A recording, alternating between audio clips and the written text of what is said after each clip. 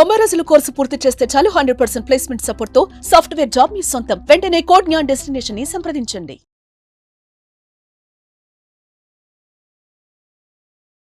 నమస్కారం అలగిరి రామ్నాథ్ గారు. నమస్తే అండి సిరి గారు. సార్, రీసెంట్ గా వార్తలు చూస్తూ ఉంటే పేరెంట్స్ యొక్క బాధ్యత ఎవరైతే తీసుకోరో వాళ్ళకి పేరెంట్స్ ఆస్తి మీద కూడా హక్కు లేదని సుప్రీంకోర్టు అయితే తీర్పునివ్వడం జరిగింది. అలా ఇవ్వడానికి రీజన్స్ ఏంటి సార్? మొన్న రీసెంట్గా అమీర్పేట మైత్రివనం జంక్షన్లో ఈవినింగ్ సాయంత్రం 5:30, 6 గంటల ఆ ప్రాంతంలో కారులో వచ్చినటువంటి కొంతమంది ఒక ఫ్యామిలీ ఒక వృద్ధుడిని ఆ రోడ్డు మీదే ఆ బస్ స్టాప్ దగ్గర విడిచిపెట్టేసి ఒక 2 బ్యాగులు, ఒక 2 ఈ చలికి కాచుకోవడం కోసం చెప్పి కొన్ని బ్లాంకెట్స్, దుప్పట్లు విడిచిపెట్టేసి ఈవినింగ్ 6:30, 7 గంటలకు వెళ్ళిపోయినటువంటిగా కొన్ని ఒక సీసీ ఫుటేజ్ కూడా దొరికాయి అందులో.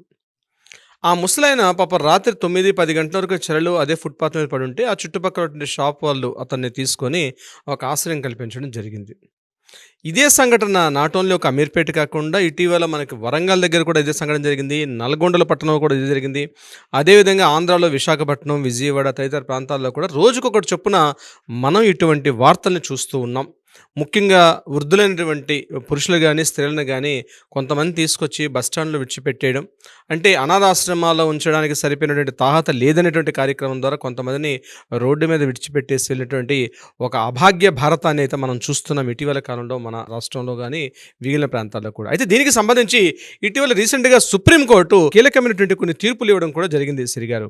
ప్రధానంగా ఏంటంటే వృద్ధుల యొక్క సంరక్షణ, పోషణ, నిర్వహణ, రక్షణ దీనికి సంబంధించి పూర్తిగా బాధ్యత పిల్లలది అని చెప్తూ ఒక కీలకమైన తీర్పుని ఇవ్వడం జరిగింది. ఇటీవల ఒక 4-5 డేస్ బ్యాక్ సుప్రీంకోర్టు కీలకంగా ఇవ్వడం జరిగింది. ఎందుకంటే ప్రధానంగా వృద్ధుల్ని అనాథాశ్రమాల్లో పెట్టి విడిచిపెట్టేసినటువంటి వాళ్ళు ఒక రకం వాళ్ళైతే అసలు కనీసం అనాథాశ్రమాలకు కాకుండా కనీసం రోడ్డు మీద అంటే కన్నటువంటి పాపానికి, పిల్లల్ని కనే పాపానికి వృద్ధుల్ని నడి రోడ్డు మీద జంక్షన్లో విడిచిపెట్టేసి వెళ్ళినటువంటి ఎంతోమంది అభాగ్య జీవులు ఇటీవల కాలంలో పెరిగిపోతున్నారు. అయితే దీని మీద కొంత అవగాహన ఉన్న వాళ్ళు కోర్టు యొక్క మెట్లు, ట్రిబ్యునల్స్ యొక్క మెట్లు ఎక్కుతున్నారు, చివరకు తుది వరకు పోరాటం చేస్తున్నారు.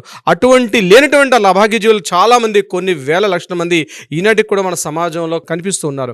ప్రధానంగా ఏంటంటే ఆ వృద్ధులు అంటే తల్లిదండ్రులు వాళ్ళ యొక్క ఆస్తుల కోసం, వాళ్ళ యొక్క స్థిర చిరాస్తులకు సంబంధించి బతికి ఉన్నంతకాలం వాళ్ళతోటి అలనా పాలన చూసుకొని కొన్ని చోట్ల వాళ్ళని భరించలేని పక్షంలో వాళ్ళని కాస్త మచ్చిక చేసుకొని, వాళ్ళని కాస్త లాలనగా, వాళ్ళని ప్రేమగా మాట్లాడుతూ వాళ్ళ యొక్క ఆస్తుల్ని గిఫ్ట్ డీడ్ రూపంలో కావచ్చు, ఇతరతర రూపంలో వాళ్ళ యొక్క పూర్తి ఆస్తులను స్వాధీనం చేసుకొని నడి రోడ్డు మీద ఒక కర్కసెట్ని మృగాల మాదిరిగా రోడ్డు మీద వదిలేసినటువంటి ఎంతోమంది అభాగ్య జీవులకి చెంపపెట్టిగా సుప్రీంకోర్టు ఇటీవల ఒక కీలకమైనటువంటి తీర్పు ఇవ్వడం కూడా జరిగింది. ప్రధానంగా ఏంటంటే మధ్యప్రదేశ్లోని చిత్తూర్పూర్కి సంబంధించినటువంటి ఒక వ్యక్తి, అతని యొక్క పిల్లలు ఏం చేశారంటే అతని యొక్క ఆస్తిని పూర్తిగా తీసేసుకొని, ముఖ్యంగా ప్రాపర్టీని, గిఫ్ట్ డీడ్ని పూర్తిగా తీసేసుకొని, ఇంకా అంతటూ సరికాదు కదా ఇంకా మిగిలినటువంటి ప్రాపర్టీలు మాకు ఇస్తావా చేస్తావా నెత్తి మీద కూర్చున్నప్పుడు అతను ఏం చేశారంటే లోకల్గా ఉన్నటువంటి సబ్ డివిజనల్ మేజిస్ట్రేట్ కోర్టుకి వెళ్ళడం జరిగింది. మేజిస్ట్రేట్ ఇమీడియట్గా ఆ యొక్క ఏదైతే ఆ గిఫ్ట్ డీడ్ ప్రాపర్టీ ఇచ్చారో ఆ గిఫ్ట్ డీడ్ని క్యాన్సిల్ చేస్తూ మళ్ళీ వీరికి యథావిధిగా మళ్ళీ వీరికి ఇవ్వడం జరిగింది ఈ యొక్క ఆ ప్రాపర్టీని. అయితే ఇమీడియట్గా వాళ్ళు ఏం చేశారంటే మళ్ళీ హైకోర్టు యొక్క సింగిల్ బెంచ్కి వెళ్ళడం జరిగింది. హైకోర్టు సింగిల్ బెంచ్ వారు కూడా లోవర్ కోర్టు ఏదైతే తీర్పు ఇచ్చారో ఆ తీర్పుకు అనుగుణంగానే వాళ్ళు కూడా అదే తీర్పుని ఇస్తూ ఆ గిఫ్ట్ డీడ్ని క్యాన్సిల్ చేసి మళ్ళీ ఆ ప్రాపర్టీని పేరెంట్స్కి ఇస్తే అతను డివిజనల్ బెంచ్కి వెళ్ళడం జరిగింది. డివిజనల్ బెంచ్ వాళ్ళు మాత్రం ఏం చేశారంటే లేదు ఆ యొక్క ప్రాపర్టీకి ఒకసారి పిల్లలకి ప్రాపర్టీ ఇచ్చేశారు కాబట్టి ఆ ప్రాపర్టీ మళ్ళీ వెనక్కి తీసుకోవడం కుదరదు, as per the sub register revenue చట్టాల ప్రకారం ఇవ్వడానికి కుదరదని చెప్పినప్పుడు మరలా వాళ్ళు ఏం చేశారంటే అతను మళ్ళా సుప్రీంకోర్టు యొక్క మెట్లు ఆశ్రయించడం జరిగింది. అయితే సుప్రీంకోర్టు ఇటీవల రీసెంట్గా దీని మీద ఒక చారిత్రాత్మకమైనటువంటి తీర్పు ఇవ్వడం జరిగింది. అందులో ప్రధానంగా ఏంటంటే పిల్లల యొక్క సంరక్షణ, పోషణ, రక్షణ, అదేవిధంగా నిర్వహణ ఇవి పూర్తిగా బిడ్డల యొక్క బాధ్యత. వాళ్ళు బతికుండంగానే వాళ్ళ యొక్క స్థిర చిరాస్తులకు సంబంధించి వాటిని తీసుకొని వాటిని అనుభవించే హక్కు లేదు. ఒకవేళ ఇప్పుడు నేను చెప్పినటువంటి ఈ యొక్క 4 సిస్టమ్స్ లేనప్పుడైతే పిల్లలకి ఏదైతే ప్రాపర్టీ ఇచ్చారో ఆ ప్రాపర్టీని వెనక్కి తీసుకునే హక్కు కూడా ఈ పేరెంట్స్కి ఉన్నట్టుగా సుప్రీంకోర్టు చారిత్రాత్మకమైన తీర్పు ఇవ్వడం జరిగింది. ప్రధానంగా 2007లో చేసినటువంటి senior citizens welfare protection act అని ఏదైతే ఉందో 2007లో ఆ చట్టాన్ని అనుసంధానిస్తూ సుప్రీంకోర్టు ఇచ్చిన తీర్పు యొక్క భావన ఏంటంటే ఏదైతే గిఫ్ట్ డీడ్ రూపంలో కావచ్చు, సేల్ డీడ్ రూపంలో కావచ్చు, అగ్రిమెంట్ రూపంలో కావచ్చు, బంగారం కానీ ఏదైనా కానీ ప్రాపర్టీ విల్లు రూపంలో కావచ్చు, ఏ ప్రాపర్టీ ఇచ్చినా సరే, ఏ రకంగా ఇచ్చినా సరే, అంటే ఏ రకంగా ఇచ్చినప్పుడు కూడా ఆ ప్రాపర్టీని మళ్ళా వెనక్కి తీసుకునే హక్కు ఏదైతే ఉందో అది డెఫినెట్గా వీళ్ళకి పేరెంట్స్కి ఉంటుంది అని చెప్తూ ఈ యొక్క తీర్పుకు సంబంధించి జడ్జిమెంట్ సంబంధించినటువంటి డీటెయిల్ ఇన్ఫర్మేషన్.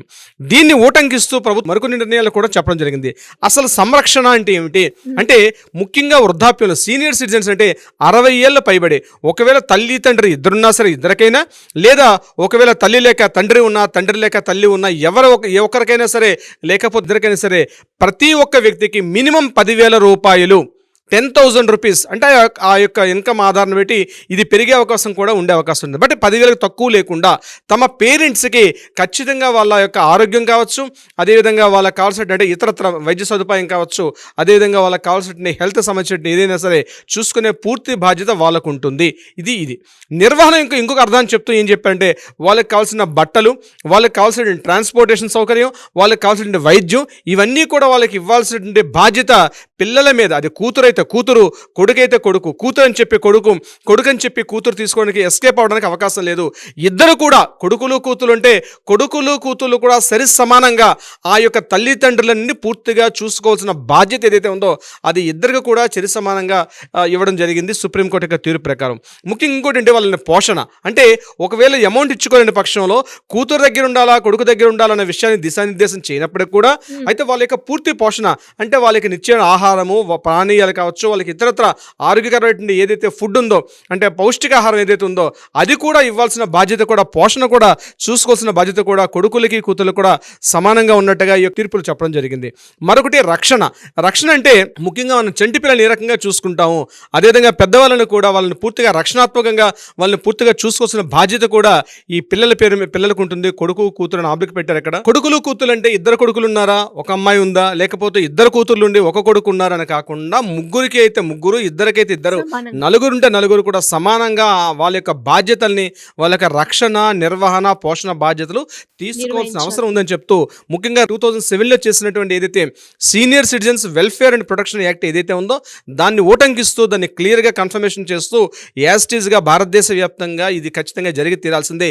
ఏదైతే ఈ తీర్పునిచ్చారో లోకల్ కోర్టులు కానీ, అదేవిధంగా హైకోర్టు కావచ్చు, డివిజనల్ బెంచెస్ కావచ్చు, అదేవిధంగా హైకోర్టు సింగిల్ బెంచెస్ కావచ్చు, వీళ్ళందరూ కూడా ఈ తీర్పుని యాస్టీస్గా కంప్లీట్గా ఉండమని చెప్తూ సుప్రీంకోర్టు చారిత్రక తీర్పు ఏదైతే ఉందో ముఖ్యంగా వృద్ధులకి అంటే సీనియర్ సిటిజన్స్కి 60 ఏళ్ళ పైబడినటువంటి వృద్ధులకి ఇది పూర్తిగా రక్షణగా నిలిచిన చట్టంగా మనం చెప్పుకోవచ్చు. సిరిగారు, సో మరి దీనికి సంబంధించి ఎవరికైనా కూడా సార్ అంటే ప్రాపర్టీ ఇష్యూస్ మీద కావచ్చు, లేదు అంటే ఫ్యామిలీ ఇష్యూస్లో ఎనీ డిస్టర్బెన్సెస్ ఉన్న లీగల్ పరంగా వెళ్ళాలి అనుకునే వాళ్ళు మిమ్మల్ని ఏ రకంగా అప్రోచ్ అయ్యే ఛాన్స్ ఉందంటారు? ప్రధానంగా కింద ఏదైతే స్క్రోల్ అవుతుందో ఈ కింద ఉన్నటువంటి నెంబర్కి కాంటాక్ట్ చేయగలిగితే ఇమీడియట్గా మనకి లీగల్ టీం వాళ్ళని అప్రోచ్ అవుతారు. మీ యొక్క డీటెయిల్స్ కూడా పూర్తిగా గోప్యతగా ఉంటాయి. డీటెయిల్స్ ఎక్కడ కూడా రివీల్ చేయరు. మీరు ఎవరికి భయపడాల్సిన అవసరం లేదు. ప్రధానంగా గుర్తుపెట్టుకోండి, మీరు ఎవరికి భయపడాల్సిన అవసరం లేదు. అయ్యో నేను ఈ డీటెయిల్స్ చేయడం వల్ల నా కొడుకు భయపడతాడనో, నా కూతురు భయపడుతుందనో, లేకపోతే ఇతరత్ర ఆస్తి కారణాలు కావచ్చు, మరొక వ్యక్తిగత కారణాలు కావచ్చు, దీని ద్వారా పేరెంట్స్కి ఏదైనా ఇబ్బందులు కలిగించే విధంగా ఎవరైనా ఉన్నట్లయితే, ముఖ్యంగా ఇటువంటి ఈ వయోవృద్ధులు ఎవరైనా ఉంటే ఇమీడియట్గా కింద కాంటాక్ట్ చేస్తున్న ఈ స్క్రోల్ అవుతున్న నెంబర్ని కాంటాక్ట్ చేయగలిగితే మన లీగల్ టీం వాళ్ళకి అప్రోచ్ అవుతారు. మీ యొక్క డీటెయిల్స్ కూడా కంప్లీట్గా భద్రతగా ఉంటాయి. మీకు న్యాయపరంగా ఎటువంటి సలహా కావాలనుకున్నా, ఎటువంటి సంప్రదింపులు కావాలనుకున్నా ఇమ్మీడియట్గా మీరు ఫోన్ తీసుకొని ఈ కింద కాంటాక్ట్ ఏదైతే స్క్రోల్ అవుతున్న నెంబర్కి ఇమ్మీడియట్గా కాంటాక్ట్ చేయగలిగితే డెఫినెట్గా మీకు న్యాయ సలహా సంప్రదింపులు అయితే మీకు ఇవ్వడం జరుగుతుంది. సిరిగారు, గ్రేట్ సార్. అండ్ ఎస్పెషల్లీ ఈ న్యూస్ విన్న తర్వాత అయినా ప్రతి ఒక్క డాటర్ కావచ్చు, సన్ కావచ్చు, తల్లిదండ్రుల ఆస్తి మీదే కాకుండా వాళ్ళ రెస్పాన్సిబిలిటీ కూడా మనం తీసుకోవాలి అన్నది మాత్రం ఒక మంచి డెసిషన్ తీసుకున్నారని చెప్పొచ్చు. Anyways great information. Thank you so much sir. Thank you so much అండి సిరిగారు.